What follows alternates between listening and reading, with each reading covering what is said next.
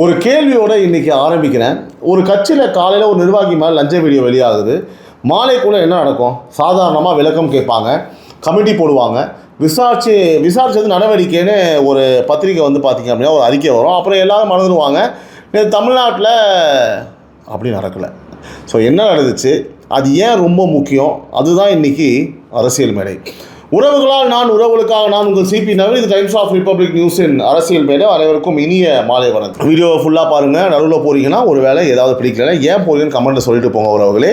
So ஸ்ட்ரெயிட்டாக ஷோக்குள்ளே போகலாம். மறக்காமல் சப்ஸ்கிரைப் பண்ணுங்கள், பெல் ஐகான் ப்ரெஸ் பண்ணுங்கள், லைக் பண்ணுங்கள், ஹைப் பண்ணுங்கள். அப்போ தான் இந்த வீடியோ எல்லாரும் போய் சேரும், நம்மளுடைய உறவுகளின் குடும்பம் பெரிதாகும். மறக்காமல் பண்ணிவிடுங்க. எல்லா வீடியோ சொல்லிட்டு இருக்கேன். அப்படியே ஒரு நிமிஷம் முடிஞ்சோடய பாருங்கள். ஓகே, ஸ்ட்ரெயிட்டாக முதல்ல ஃபேக்டை வந்து பார்த்தீங்கன்னா மேஜர் மேலே வைக்கிறேன். ஷோக்குள்ளே போயிடலாம். செங்கல்பட்டு மாவட்டம் மாம்பாக்கம் ஊராட்சி மன்ற தலைவர் தாவேகாவோட மாவட்ட அளவு பொறுப்பிலும் இருந்தவர். நல்லா புரிஞ்சுக்கோங்க, சரிங்களா? ஒரு ஒப்பந்தக்காரர்கிட்ட 1,30,000 ரூபா வந்து பார்த்திங்க அப்படின்னா லஞ்சம் வாங்குற மாதிரியான ஒரு வீடியோ நேற்று வெளியாச்சு. அடுத்த சில மணி நேரத்தில் தாவேகா என்ன பண்ணுச்சு, கட்சியோட அதிகாரப்பூர்வ அறிக்கை கழகத்திற்கு களங்கம் விளைவிக்கும் வகையில் நடந்து கொண்டதால் அவரை பொறுப்பிலிருந்து, அதாவது பொறுப்பிலிருந்து மட்டும் இல்லை, அடிப்படை உறுப்பினர் பதவியிலிருந்தே நீக்கம், அப்புறம் கைது நடவடிக்கை, அவரை அரெஸ்ட் பண்ணிட்டாங்க. ஸோ காலையில் வீடியோ, மாலைக்குள்ளே கட்சியில் இடம் கிடையாது. இந்த வேகத்தை தமிழ்நாடு எத்தனை தடவை பார்த்துருக்கு, நீங்களே யோசிங்க. உண்மையாக சொல்லுங்கள். ஒரு தெளிவை நான் சொல்லிடுறேன். அவர் தரப்பில் இது வந்து கடன், லஞ்சம்லாம் இல்லைன்னு ஒரு விளக்கம் கொடுத்துருக்காரு. அதை வந்து விசாரணை தான் முடிவு பண்ணோம். அது நம்புகிற மாதிரி இல்லைங்க. அவர் பொய் சொல்கிறாருன்னு தான் எனக்கும் தெரியுது, சரிங்களா? ஏன்னா அதனால தான் நடவடிக்கை எடுத்திருக்காங்க. ஓகேவா? ஸோ நான் பேசுகிறது அவர் குற்றவாளியா இல்லையாங்கிறத பற்றி இல்லை. நான் பேசுகிறது கட்சி காட்டின வேகத்தை பற்றி அளவுகோலை தான் நான் சொல்லிட்டு இருக்கேங்க. ஓகேவா? இப்போது கொஞ்சம் பின்னாடி போவோம். கரூர் மக்கள் சந்திப்பில் முதல்வர் விஜய் மேலே நின்று மக்கள்கிட்ட நேரடியாக சொன்னது என்ன? லஞ்சம் கொடுக்காதீங்க, நான் இருக்கேன். அன்றைக்கி சிலர் சொன்னாங்க, இதெல்லாம் மேடை பேச்சு, எல்லா அரசியல்வாதியும் சொல்கிறது தான். சரி, பேச்சுக்கும் செயலுக்கும் இடைவெளி இருக்கா இல்லையான்னு கடந்த சில ரெக்கார்டை பாருங்கள். ஒன்று, சொந்த கட்சி நிர்வாகி லஞ்ச விவகாரத்தில் மாட்டினார். அதே நாளில் கட்சியிலேருந்து வெளியேற்றம். ஸோ நம்ம ஆள் அப்படியே விடு, ஏதாவது பார்த்து விடு, ஒரு நாளில் மீடியா பேசும், அப்புறம் விட்டுருலாம், ஒன்றும் பண்ணலையே. ரெண்டாவது, பழனி கோயில் நில விவகாரம் புகார் வந்துச்சு. ஒரு வாரத்துக்குள்ளே சார் பதிவாளர் சஸ்பெண்டு, வழக்கு பதிவு பண்ணியிருக்காங்க. இப்போது சிபிசிஐடிக்கு மாற்றி முதல் கட்டத்திலேருந்து விசாரணை நடக்குது.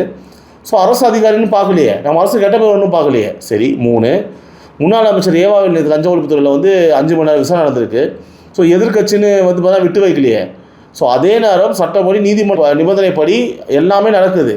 ஸோ இதில் அநியாயமும் கிடையாது, ஆனால் வந்து பார்த்திங்கன்னா ஒரு அசட்டும் கிடையாது, சரிங்களா? ஸோ 4, தினமலர் முதல் பக்கத்தில் வந்த ஒரு செய்தி, சிபாரிசு அடிப்படையில் ஆணையம் வாரிய நியமனம் எதுவும் வேண்டாம்னு முதல்வர் வந்து உத்தரவு போட்டிருக்காருன்னு. ஸோ பதவிக்கு விளம்பரம் கொடுத்து சட்டப்படி நியமனம், இதுதான் புதுமுறை. எப்படி பதவிக்கு விளம்பரம் கொடுத்துங்க? எங்கேயாவது பார்த்துருக்கோமா? திருப்ப வந்து பார்த்தீங்க அப்படின்னா யார் இருப்பா? இதுக்கு முன்னாடி போன ஆட்சியில் ஒரே பொய்யாகவும் ஒன்றுமே பண்ணால் மக்களை ஏமாற்றி மக்களை சுரண்ட ஒரு ஆட்சி நடந்தது. பாலா போன ஒரு ஆட்சி. எதுவுமே பண்ணாமல் பக்கமாக அவளை பற்றி புகழ்கிற விஷயம் நடந்திருக்கு. இந்த மாதிரி ஒரு செய்தி நீங்கள் பார்த்துருக்கீங்களா? ஸோ அதிகாரப்பூர்வ ஆவணம் வந்ததும் வந்து பார்த்தா உறுதியாக சொல்ல, தினமலரில் நீங்கள் போய் பாருங்கள். ஸோ 4மே ஒரே வாரத்தில் நடந்தது. நிர்வாகி, அதிகாரி, முன்னாள் அமைச்சர், நியமன முறைன்னு 4 லெவலில் ஒரே அளவுகோலுங்க. இதுக்கு பேர் தான் தப்பு தான் யாராக இருந்தாலும்ன்ற ஆட்சி ஸ்டைல். இங்கே ஒரு விஷயத்தை நேர்மையாக சொல்லணும். இதெல்லாம் வந்து பார்த்தா சிஎம் சொல்லி நடக்குதுன்னு நான் இங்கே சொல்ல வரல. அப்படி சொல்கிறது இங்கே ஆதாரமும் இல்லை, அப்படி சொல்லவும் கூடாது. விசாரணை அமைப்புகள் அவங்க வேலையை அவங்க பண்ணுறாங்க. ஆனால் ஒரு உண்மை இருக்குது. மேலே இருக்கிறவர் அதாவது என்ன அளவுகோல் வச்சுருக்காரோ அதுதான் கீழே வரைக்கும் இறங்கும். மேலே சொல்லிகிட்டு இருப்பார், ஒரு வாட்டி இதான் நடந்ததுன்னா பிச்சிருவேன். ஸோ அமைதியாக ஆர்ப்பாட்டம் இல்லாமல் எல்லாத்தையும் பார்த்துட்டே இருக்கிறாப்புல. ஒரு தலைமை இருக்கும்போது தான் இந்த வேகம் சாத்தியம். ஓகேங்களா? ஸோ ஒரு தலைமை, இந்த மாதிரி ஒரு தலைமை இருக்கும்போது தான் இது வந்து வாய்ப்பே இருக்குது. பொம்மை மாதிரி இருந்தால் என்ன பண்ணுறது? ஜெயலலிதா அம்மா காலத்தில் ஒரு பேச்சு இருந்துச்சுங்க, மேடம் எல்லாம் பார்த்துட்டு இருக்காங்கன்னு சொல்லிக்கிட்டே இருப்பாங்க. அந்த அமைதியான உறுதி இப்போ மறுபடியும் தெரியுது. யாரும் விஜயை குறைச்சி எடை போட வேண்டாம் நம்ம சிஎம்மை. இப்போ தான் இன்றைக்கோட முக்கியமான பேச்சுங்க. இதுதான் தாவேகா நிர்வாகிகள்கிட்ட, எம்எல்ஏக்கள்கிட்ட, அமைச்சர்கள்கிட்ட பேசுகிற பேச்சு. அன்பாக ஆனால் நேரடியாக. ஒரு நிமிஷம் வந்து பார்த்திங்கன்னா தேர்தல் அன்றைக்கி போங்க, ரிவர்ஸ் அங்கே போய் போங்க. வெயிலில் வரிசையில் நின்று அந்த அம்மா அவங்கவுங்க தொகுதி வேட்பாளர் பேர் கூட வந்து பார்த்திங்கன்னா எதுவுமே தெரியாமல் வந்து பார்த்திங்கன்னா ஸ்ட்ரெயிட்டாக வந்து பார்த்திங்கன்னா ஓட்டை போட்டாங்க. எதை பார்த்து? விசில் யாருக்காக? விஜய் முகத்தை நம்பி போட்டாங்க. வேலைக்கு போகிற அந்த தம்பி, ஆட்டோ ஓட்டுற அந்த அண்ணன், பேர குழந்தையை தூக்கிட்டு வந்த அந்த தாத்தா, லட்சக்கணக்கான பேர் ஒரே ஒருத்தர் நம்பி தான் அந்த பட்டனை அழுத்துனாங்க. நேர்மையான ஒரு கணக்கு சொல்லட்டுமா?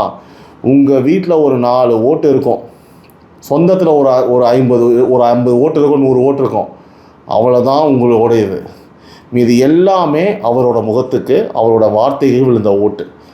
நீங்கள் உட்காந்துருக்க அந்த நாற்காலி அது உங்கள் தகுதியால் மட்டும் வந்தது கிடையாது, அவர் கொடுத்த நன்றி கடன். அது அந்த கடனை எப்படி திருப்பி கொடுக்கறது?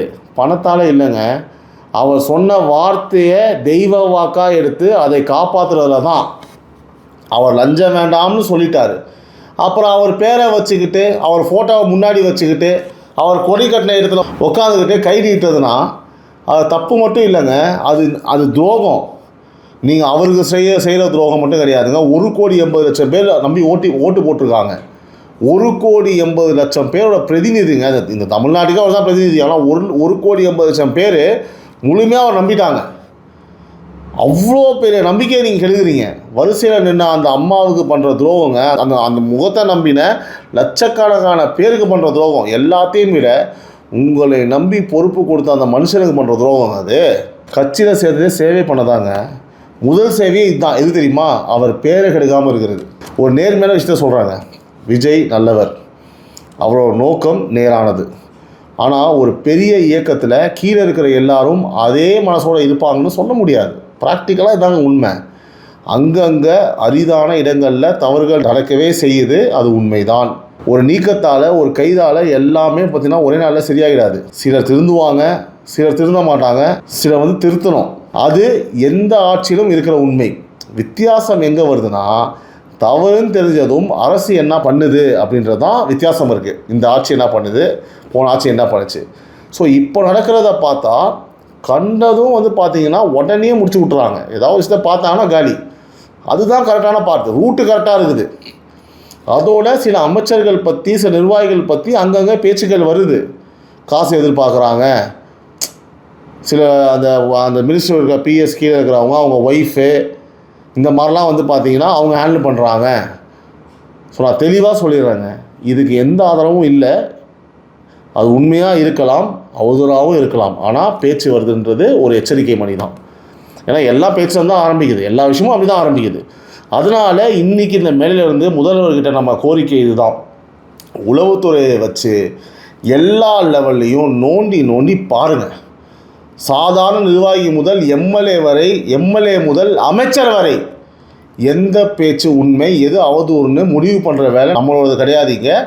அது விசாரணையோட வேலை. முதல்வரே நல்லவங்களுக்கு இதில் ஒரு நஷ்டமும் இல்லை. சோதனைக்கு பயன்படுறவன் வந்து பார்த்திங்கன்னா தப்பு பண்ணவன், அவன் அனுபவிச்சு தான் ஆகணும்.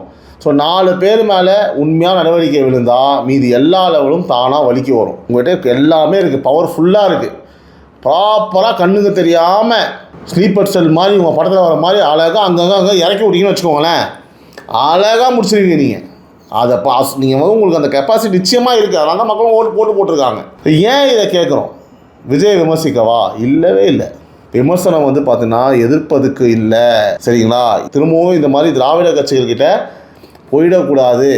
மக்கள் இப்போ நிம்மதியாக இருக்காங்க, ஒரு நல்ல எண்ணத்தோடு வந்திருக்காரு, ஒரு பாசிட்டிவாக இருக்குது, இதை வந்து கெடுத்துக்கக்கூடாது அப்படின்றதுனால ஒரு அக்கறையில்.